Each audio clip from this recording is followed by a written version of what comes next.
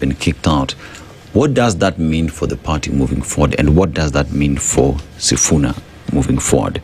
Did the party blunder, or did Sifuna blunder by not playing ball to what the party wanted, or the party leadership wanted?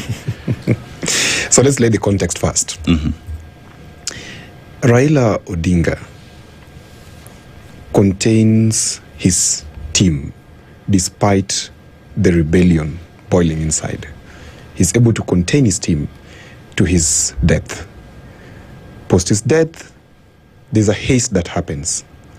And clearly, you can see, in our culture, where Ojwang also belongs, we understand that when a person of the stature of Raila dies, things pause. Mm-hmm. You don't move with speed because of the honor that such a person has. In fact, we always say that if you look at the sky when a person of the stature of Raila dies, you find that the sun has a ring around it. That means even the sun is mourning. And cloudy. Yes, and cloudy. So of course there was a haste, and it is politics. There's nothing wrong with the haste. And that then lays the context of where we are moving next to. Why do you think Raila contained Sifuna and the broad-based supporters within his team comfortably? Once you understand that question, then to lay for you the context of why Sifuna is moving out and what stands as the life of the party moving forward. And that looks like this. So Raila was containing these two people, or these two factions, because he was moving to a negotiation in 2027.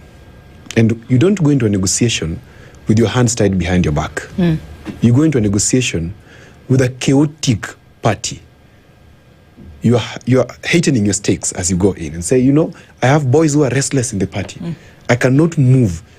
I have to give them also something. And there's something that they're claiming for, or they're clamoring for, that we have to hear or listen to.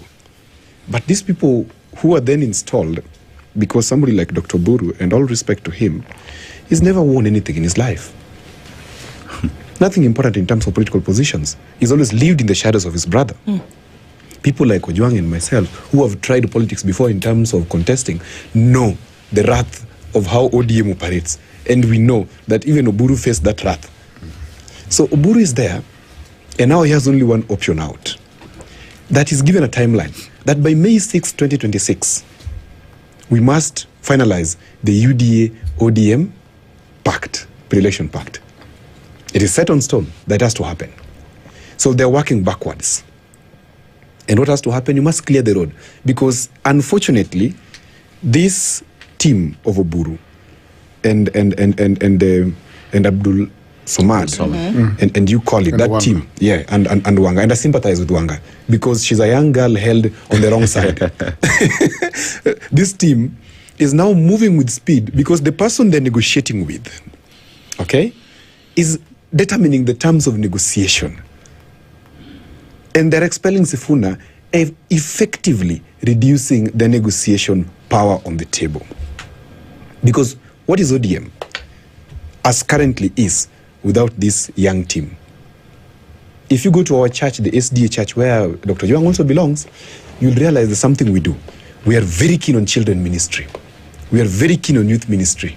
Why do we do that? So that the church continues. Call them pathfinders. Pathfinders, okay?